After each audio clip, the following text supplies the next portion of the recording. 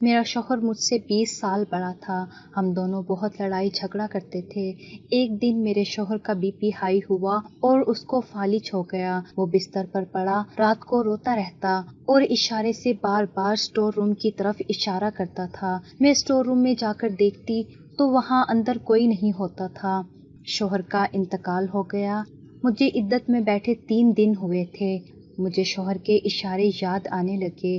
ایک دن ملازمہ نہ آئی تو میں اسٹور روم کی صفائی کرنے لگی۔ میری جان نکل گئی کیونکہ اسٹور روم کی صفائی کرتے ہوئے مجھے وہاں میرا شوہر اور اپنی کہتے ہیں کہ زندگی میں سب کے ساتھ ایک نہ ایک دن انصاف ہو ہی جاتا ہے۔ کچھ لوگوں کے ساتھ انصاف ہو جاتا ہے اور ان کو پتہ ہی نہیں ہوتا۔ میں بھی انہی لوگوں میں سے تھی۔ میرا نام مریم ہے۔ میں بہت زیادہ خوبصورت نہیں تھی۔ میرے ماں باپ نے میری شادی ایک گورنمنٹ کے ملازم سے کروائی تھی جو ایک بہت بڑے محکمے میں کام کیا کرتا تھا۔ وہ عمر میں مجھ سے 20 سال بڑے تھے اور اس کے سر پر ایک بھی بال نہیں تھا۔ ہم لوگ جب ساتھ باہر جاتے تو لوگ سمجھتے تھے کہ میں اس کی بیٹی ہوں۔ اس نے مجھے کہا کہ میں زیادہ کھانا کھایا کروں تاکہ میرا 7 سے 8 کلو وزن بڑھ جائے اور میں بھی اس کے برابر کی لگنے لگوں۔ میں نے مذاق میں کہہ دیا کہ آپ اپنا وزن کم کیوں نہیں کر سکتے، اور اگلے ہی پل اس نے میرے منہ پر تھپڑ دے مارا۔ ابھی ہماری شادی کو 4 دن بھی نہیں ہوئے تھے اور اس نے مجھے اتنی زور سے تھپڑ مارا کہ میں زمین پر گر گئی۔ میں حیران رہ گئی کہ میں تو مذاق کر رہی تھی۔ اس شخص نے مجھے اتنی زور سے مارا۔ اس نے کہا کہ عورت ہو، عورت بن کے رہو۔ اس گھر میں تمہارے لیے سب کچھ میں ہی کرتا ہوں اور آئندہ بھی میں نے ہی کرنا ہے۔ تمہیں کوئی بھی حق نہیں پہنچتا کہ تم میرا کسی بھی حوالے سے مذاق نہیں بنا رہی۔ لیکن اس نے اس بات کا بہت برا منا لیا اور اس کے بعد بھی مجھے طعنے دیتا رہا۔ وہ روز میرے لیے ایسی چیزیں لے کر آتا تھا جن کو کھانے سے میرا وزن بڑھ جائے۔ مجھے ایسی چیزیں کھانے کی عادت نہیں تھی۔ کبھی میرے لیے پائے تو کبھی میرے لیے برگر، یہاں تک کہ میرا معدہ خراب ہو گیا۔ لیکن اس نے کہا کہ اگر تم کھاؤ گی یہی چیزیں کھاؤ گی، نہیں تو کچھ بھی نہیں کھاؤ گی۔ الٹی سیدھی چیزیں کھانے سے میرا وزن تو بڑھ گیا عجیب طرح سے۔ میں عجیب بے ڈھنگی سی لگنے لگی تھی۔ سب لوگ مجھے کہا کرتے تھے کہ شادی کے بعد تمہیں کیا ہو گیا ہے، اچھی بھلی تم خوبصورت ہوا کرتی تھی، اتنی جلدی وزن بڑھا لیا۔ لوگوں کو بتانے کی بھی تو اجازت نہیں تھی۔ زندگی بہت بری گزر رہی تھی میری۔ اس شخص نے مجھ پر ہاتھ اٹھایا، میرے ماں باپ کے سامنے مجھے شرمندہ کروایا۔ میرے ماں باپ کو گالیاں دیتا، طعنے دیا کرتا۔ مجھے ایک رتی برابر بھی عزت نہیں دی اس نے۔ مجھے لگا کہ وہ میرا خرچہ اٹھائے گا، لیکن اب اس نے مجھے کہنا شروع کر دیا، اگر پیسے چاہیے تو اپنی نوکری خود کر لو۔ زندگی میں سکون نہیں تھا، کوئی نہ کوئی بات کرتا ہی رہتا تھا وہ۔ میں نے اسکول میں نوکری کرنا بھی شروع کر دی اور میری حالت ایسی ہوتی تھی کہ کبھی کبھی میں اسکول کی کسی لڑکی کے سامنے ہی رونے لگ جاتی، باتیں بتانے لگتی۔ وہ لڑکی بھی حیران رہ جاتی کہ ٹیچر کو کیا ہو گیا ہے، کیونکہ میرے پاس کوئی بھی نہیں تھا جس سے میں بات کر سکتی۔ میرے شوہر کا کہنا تھا کہ جب تک عورت کو مارو نہیں وہ آپ کے ساتھ اچھے طریقے سے نہیں رہتی، اسی لیے میں اپنی بیوی کو بلا وجہ بھی مارتا رہتا ہوں۔ اپنے دوستوں کے سامنے بھی میری بے عزتی کرواتا رہتا، اور ہمارے ہاں کوئی اولاد بھی نہیں ہو رہی تھی۔ زندگی بہت بری ہو گئی تھی، لیکن کسی کو کچھ نہیں بتا سکتی تھی۔ سب کے سامنے جھوٹ بولنا پڑتا تھا کہ سب کچھ بالکل ٹھیک ہے۔ میں اچھی بھلی تھی، پتہ نہیں اس کو میرے ساتھ کیا عداوت تھی۔ میں بہت زیادہ پریشان رہا کرتی تھی، ہر طرح سے اس کو پسند آ جانے کی کوشش کیا کرتی۔ وہ جو کہتا میں مان لیا کرتی، لیکن چاہے میں اس کی جتنی بھی مانوں چاہے نہ مانوں، اس سے مجھ پر غصہ ہی آتا رہتا تھا۔ کبھی کبھی تو مجھے ایسا لگتا تھا کہ کسی اور بات کا غصہ ہے جو مجھ پر نکال رہا ہے، کیونکہ مجھ پر غصہ نکالنے کے بعد وہ اپنے دوستوں کے ساتھ ہی باہر چلا جایا کرتا، دوستوں کے ساتھ ہنسی مذاق بھی کرتا اور بہت زیادہ خوش بھی رہا کرتا۔ گھر میں بھی دوست آ جاتے، اور جس دن اس کا کوئی دوست آ جاتا میرا پورا دن کچن میں گزر جاتا، لیکن میں کوئی شکایت نہ کرتی، پھر بھی میں ہی اس کے لیے بری تھی۔ مجھے سمجھ نہیں آتا تھا کہ یہ سب کچھ کیا ہو رہا ہے میرے ساتھ۔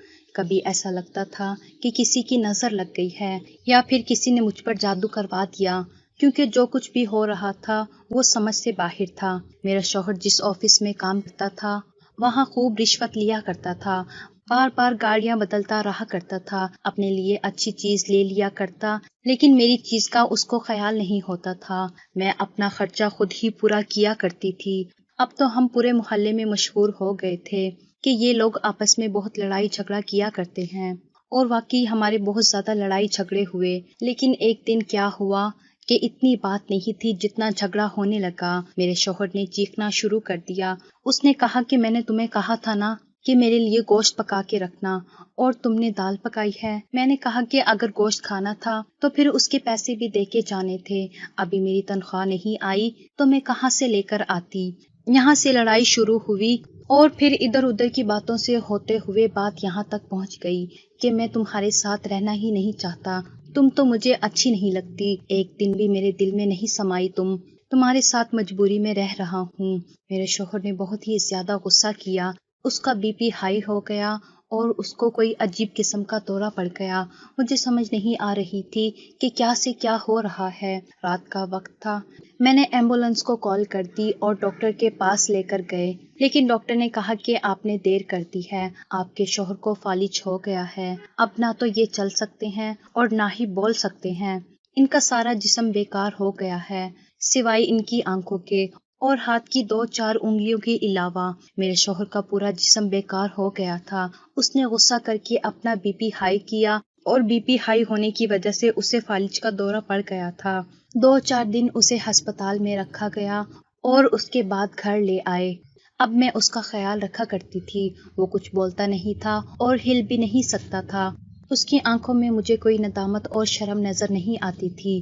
میں بھی اس بات سے بالکل بھی خوش نہیں تھی۔ اب کچھ کیا ہوا ہے، وہ میرا شوہر تھا، میرے دل میں یہ بات آ ہی نہیں سکتی تھی۔ بیوی کبھی بھی اپنے شوہر کا نقصان نہیں کروانا چاہتی، چاہے شوہر جیسا بھی ہو۔ اب اس کے گھر میں پیسے بھی نہیں آ رہے تھے، میں نوکری بھی کرتی، اس کو بھی سنبھالتی، گھر بھی چلاتی، سب کچھ کیا کرتی۔ میرے شوہر کی آنکھیں بدلنے لگی تھی۔ اس کو یہ احساس ہونے لگا تھا کہ جس عورت کو میں نے اتنا برا بھلا کہا، کہ جس عورت کے ساتھ میں نے اتنا برا کیا، لیکن پھر بھی یہ میرے ساتھ کتنا اچھا کر رہی ہے۔ ایک دن میرے شوہر نے عجیب سا اشارہ کیا، میں سمجھی نہیں کہ وہ کیا چاہتا ہے۔ ویسے اس نے انگلیوں سے اشارہ بنایا ہوا تھا، جس کا مطلب تھا کہ مجھے باتھ روم جانا ہے یا پھر مجھے بھوک لگی ہے، لیکن آج اس نے جو اشارہ کیا وہ کچھ الگ تھا۔ وہ اسٹور روم کی طرف اشارہ کر رہا تھا، لیکن اس کا مطلب یہ نہیں تھا کہ اس سے اسٹور روم جانے کی ضرورت تھی۔ میں نے پوچھا کیا بات ہے، کیا چاہیے آپ کو، بار بار اشارہ کیوں کر رہے ہیں؟ بلکہ مجھے سمجھ نہیں آ رہی تھی۔ میں نے کہا کہ اسٹور روم جانا ہے۔ میں نے پوچھا تو اس نے نام میں اشارہ کیا۔ مجھے بالکل بھی سمجھ نہیں آ رہی تھی۔ میں نے کہا کہ مجھے آپ کی بات سمجھ نہیں آ رہی۔ میں نے گھر میں ایک نوکرانی رکھ لی تھی، کیونکہ میں آدھے دن گھر پر نہیں ہوا کرتی تھی۔ اگر اسکول میں بچوں کو پڑھانے نہ جاتی تو پھر گھر کیسے چلتا؟ آفس والوں نے بھی اس کا حساب کلیئر کر دیا تھا۔ انہوں نے کہا کہ اب یہ تو نوکری پر نہیں آ سکتا تو اس کو تنخواہ نہیں ملے گی، اور جو اس کی ابھی تک کی تنخواہ ہے اور جو فنڈ بنے ہوئے ہیں اس کو ملنے میں تھوڑا ٹائم لگے گا۔ اگر ان کو فون کیا کرتی تھی وہ کوئی اور ہی کہانی سنا دیا کرتے تھے۔ وہ پیسے بھی ایک طرح سے اٹک ہی گئے تھے، ہمیں مل تو نہیں رہے تھے وہ پیسے۔ میرے شوہر کا کام ایسا تھا کہ اسے بہت سے لوگ جانتے تھے، اس سے ڈرتے تھے کہ اس کے دستخط کے بغیر فائل مکمل نہیں ہو کے لیے لاکھوں روپے کی رشوت بھی لیا کرتا تھا۔ لیکن اب اس کی حالت ایسی ہو گئی تھی کہ واقعی اس پر رحم آتا تھا۔ اس کے کچھ رشتے دار بھی تھے جو پہلے تو اس کے آس پاس منڈلاتے رہتے تھے، اس سے پیسے وغیرہ بھی لے جایا کرتے تھے، لیکن آج کل بالکل بھی گھر نہیں آتے تھے، فون بھی نہیں کرتے تھے۔ میرے شوہر کو احساس ہو گیا تھا کہ اس مشکل وقت میں اس کی بیوی اس کے کام آ رہی ہے۔ میرا شوہر ہر روز رات کو اسٹور روم کی طرف اشارہ کرتا اور روتا رہتا، میں بھی رو پڑتی تھی۔ مجھ سے اس کی حالت نہیں دیکھی جاتی تھی۔ ہماری شادی کو اتنا عرصہ تو نہیں ہوا تھا، صرف 3 سال کا عرصہ ہی تو ہوا تھا۔ ہاں یہ بات الگ ہے کہ اس 3 سال میں اس نے میرا بہت خون جلایا تھا، مجھے بہت تکلیف دی تھی، لیکن میں نے اسے معاف کر دیا تھا کیونکہ شاید اس کو سزا مل چکی تھی۔ میں اسے سزا نہیں دینا چاہتی تھی۔ میرا شوہر بار بار روتا تھا اور اسی طرف بار بار اشارہ کرتا تھا۔ میں اس کی ضد پر جا کر دیکھتی بھی تھی، لیکن اسٹور روم میں ایسا کچھ نہیں تھا، نہ تو کوئی ایسی چیز جو اس کو چاہیے تھی اور نہ ہی کوئی ایسی چیز جو اس کی تھی۔ انسان جو بستر مرگ پر پڑا ہے، وہ اگر کوئی بار بار بات کرے تو ظاہر ہے کہ وہ ایک ضروری بات ہوگی، لیکن مجھے سمجھ نہیں آ رہا تھا۔ ایک دن میرے شوہر کی کزن بھولے بھٹکے وہاں آ گئی۔ شوہر سے تو نہیں ملی، لیکن میرے ساتھ عجیب و غریب قسم کی باتیں کرتی رہی۔ کہنے لگی کہ ان کی بقیہ تنخواہ اور فنڈ کے پیسے کب ملیں گے۔ میں نے کہا کہ مجھے نہیں پتا، میں تو روز فون کرتی ہوں، لیکن وہ کوئی نہ کوئی بہانہ کر دیتے ہیں۔ وہ تو کافی سارے پیسے ہوں گے، ان کا کیا کرو گی؟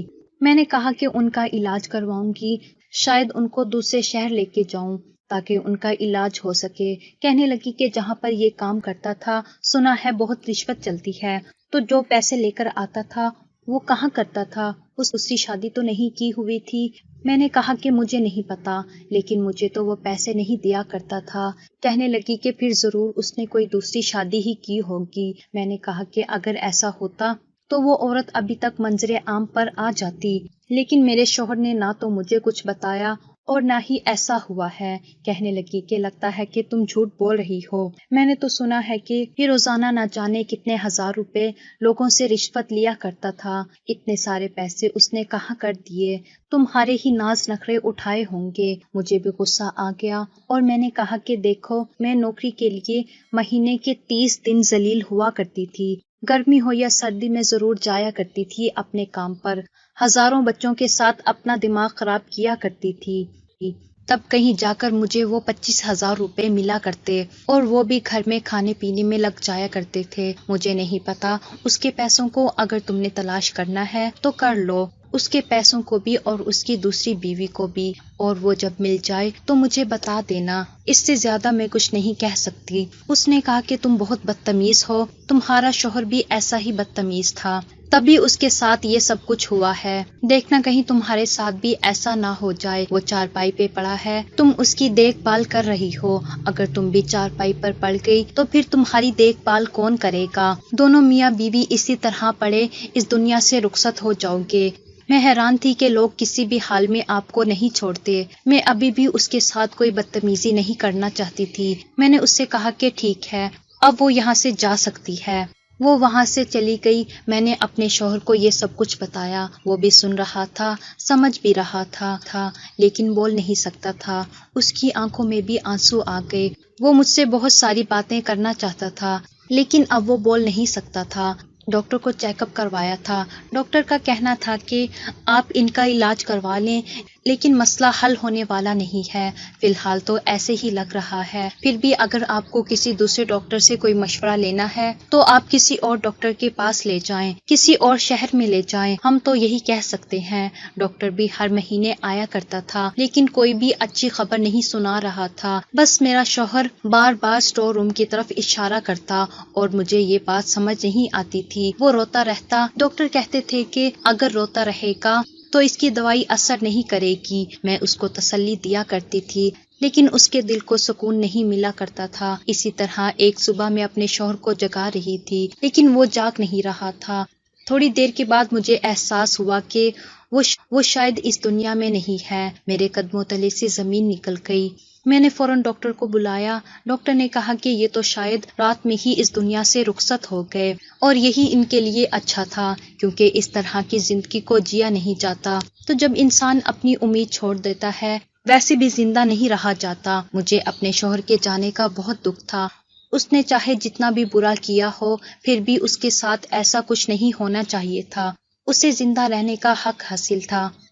شاید اسے دفنا دیا اور میں عدت میں بیٹھ گئی۔ میں نے کہا کہ میں عدت پوری کروں گی۔ اس بیچ میں میرے گھر میں نوکرانی آیا کرتی تھی اور گھر کے کاموں کو وہی کیا کرتی تھی، باہر سے سامان وغیرہ بھی وہی لا کر دیا کرتی تھی۔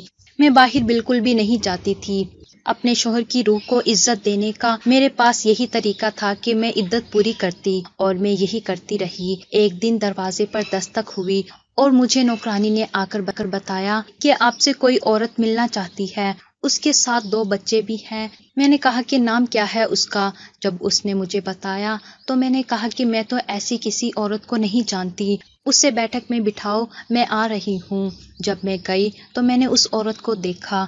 میں نے اس کو واقعی پہلے کبھی نہیں دیکھا تھا اور ان بچوں کو بھی نہیں۔ اس نے کہا کہ میں تمہارے شوہر کی دوسری بیوی ہوں، ہماری شادی کو 2.5 سال ہو گئے ہیں، یعنی جب اس نے تم سے شادی کی اس کے 4 مہینے بعد ہی اس نے مجھ سے شادی کر لی۔ میں اپنے بچوں کا اور اپنا حق لینے آئی ہوں۔ میں نے جب اس کی یہ بات سنی تو میں حیران رہ گئی۔ اس کا مطلب ہے کہ شاید میرے شوہر کے رشتہ داروں کو بھی شک تھا کہ میرے شوہر نے دوسری شادی کر لی، تبھی تو وہ یہ بات کر کے گئی تھی۔ جو عورت اس دن میرے گھر آئی تھی جھوٹ نہیں بول رہی تھی۔ میں نے کہا کہ مجھے تو اس بارے میں پتہ نہیں تھا، اور تمہیں شرم نہیں آئی کسی کے شوہر سے دوسری شادی ہوئے؟ اس نے کہا کہ دیکھو، شرم کی بات مجھ سے نہیں کرو، میں بھی مجبور تھی اور میں تم سے زیادہ خوبصورت ہوں۔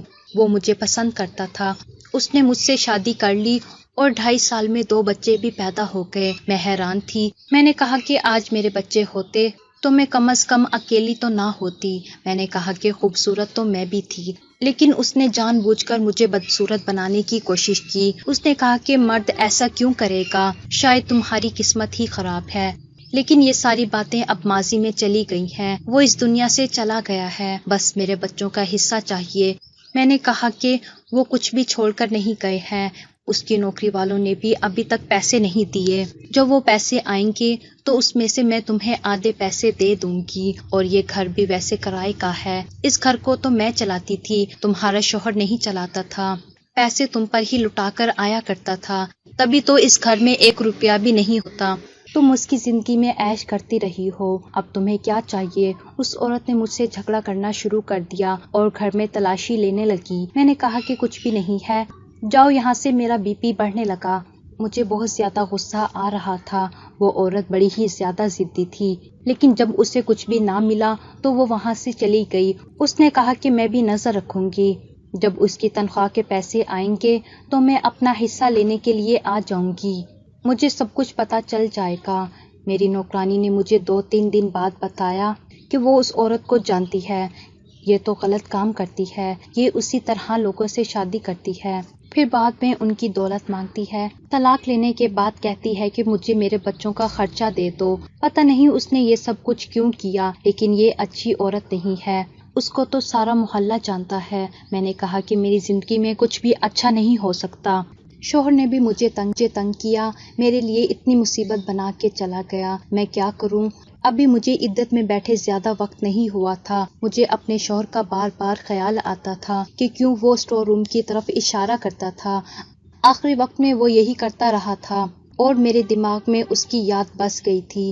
عورت بھی بہت عجیب ہوتی ہے، جب کسی سے محبت کرتی ہے تو اس کی بے وفائی بھی معاف کر دیتی ہے، لیکن مرد کے اندر اتنی طاقت نہیں ہوتی۔ مجھے تو آج تک یہ سمجھ نہیں آیا کہ میرے شوہر نے میرے ساتھ اتنا برا سلوک کیوں کیا، جبکہ میں نے اس کا کچھ بھی نہیں بگاڑا تھا۔ میں تو اپنے گھر سے یہی سوچ کر آئی تھی کہ ہمیشہ اس کا ساتھ دوں گی، دیکھنے میں بھی بری نہیں تھی، لیکن شاید اس کے دل میں نہ بیٹھ سکی۔ عورت خوبصورت ہے یا نہیں، اس کی اپنی خوبصورتی تو طے نہیں کرتی، نظر طے کرتی ہے۔ اگر مرد کی نظر کو کوئی عورت خوبصورت لگ جائے اور وہ خوبصورت نہ بھی ہو تو وہ اسے ملکہ بنا کے رکھتا ہے۔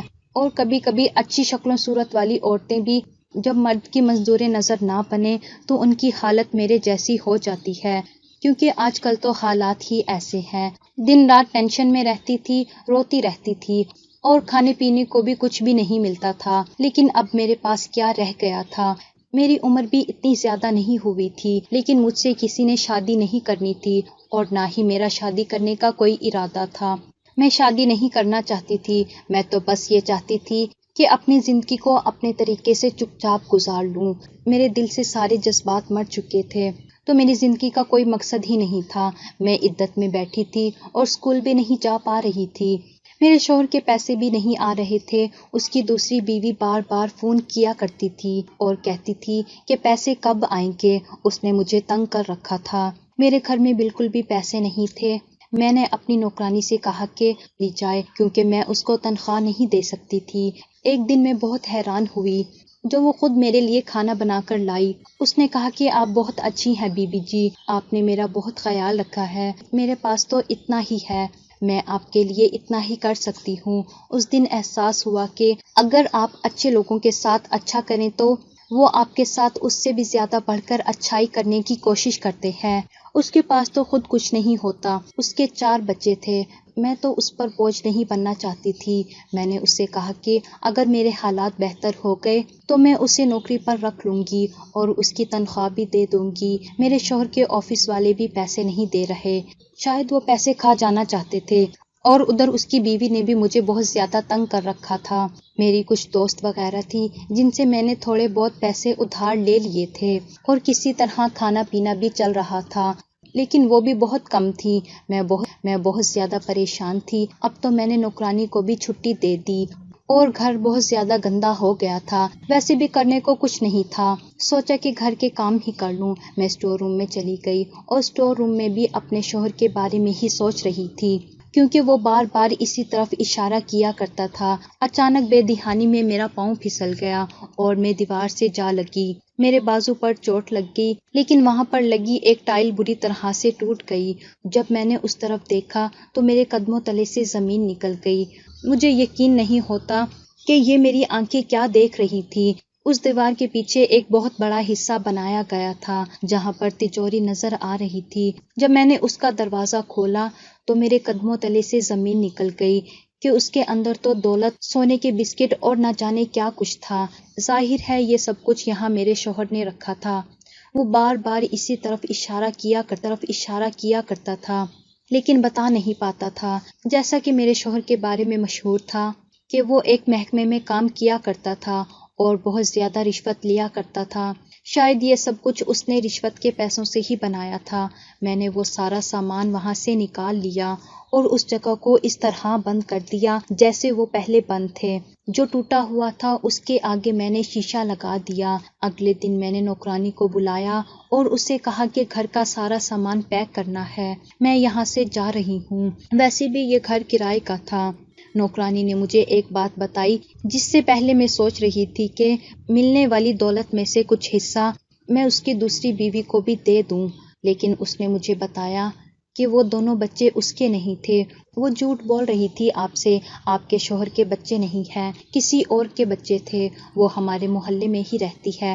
کل کو ایک آدمی آیا تھا اور اپنے بچے لے کے چلا گیا۔ نوکرانی کا کہنا تھا کہ یہ بھی ہو سکتا ہے کہ وہ جھوٹ بول رہی ہو اور آپ کے شوہر نے اس کے ساتھ شادی ہی نہ کی ہو، کیونکہ یہ عورت اس طرح کے ڈرامے کرنے میں بہت زیادہ مشہور ہے۔ میں بھی خاموش ہو گئی۔ میں نے نوکرانی کو اس کی تنخواہ اور کچھ اضافی پیسے بھی دے دیے۔ وہ بھی حیران ہوئی، اس کو لگا کہ شاید آفس والوں نے پیسے بھیج دیے، لیکن آفس والے تو پیسے کھا چکے تھے۔ میں وہاں سے چلی گئی۔ میں نے کچھ سامان بھی نوکرانی کو دے دیا۔ میں تھوڑا بہت سامان لے کر دوسرے شہر میں چلی گئی۔ وہاں جا کے میں نے گھر بنایا، نوکری بھی کرنے لگی۔ آج میرے پاس گاڑی ہے، گھر بھی ہے اور میں اپنے شوہر کے نام سے ایک مدرسہ بھی بنوا رہی ہوں۔ یہ پیسے اسی کے تھے، اسی نے یہ رکھے تھے جو وہ مجھے دینا بھی نہیں چاہتا تھا، لیکن شاید قسمت میں یہی لکھا تھا کہ جب وہ اس دنیا سے چلا گیا تو یہ پیسے مجھے مل گئے، اسی لیے میں نے اپنے پیسوں کے ساتھ دی تھی۔ یہ سب سننے میں لیکن میرا شوہر مجھ سے 20 سال بڑا تھا، لیکن اسے سروس دیتے ہوئے 21 سال ہو چکے تھے۔ اس نے اتنے سالوں میں یہ سب کچھ جمع کیا تھا، لیکن اس کی قسمت بھی عجیب تھی کہ وہ جمع تو کر گیا لیکن استعمال نہ کر سکا اور دنیا سے چلا گیا۔ بس یہی تو زندگی ہے، اس میں کچھ نہ کچھ عجیب ہوتا ہی رہتا ہے، پر میں کسی پر بھروسہ نہیں کرنا چاہتی اور دوبارہ شادی بھی نہیں کرنا چاہتی۔ فی الحال میں کچھ سال ایسے ہی گزار دینا چاہتی ہوں۔ میں آگے پڑھائی بھی کر رہی ہوں تاکہ مجھے اس سے اچھی نوکری بھی مل جائے، کیونکہ دولت کا چاہے آپ کے پاس دریا ہی کیوں نہ ہو، ایک دن ختم تو ہو ہی جاتا ہے۔ میں اپنے شوہر کو اچھے الفاظ میں یاد کرتی ہوں، اس کے ایصال ثواب کے لیے کوئی نہ کوئی ختم وغیرہ بھی پڑھاتی رہتی ہوں، کیونکہ وہ جیسا بھی تھا تو میرا شوہر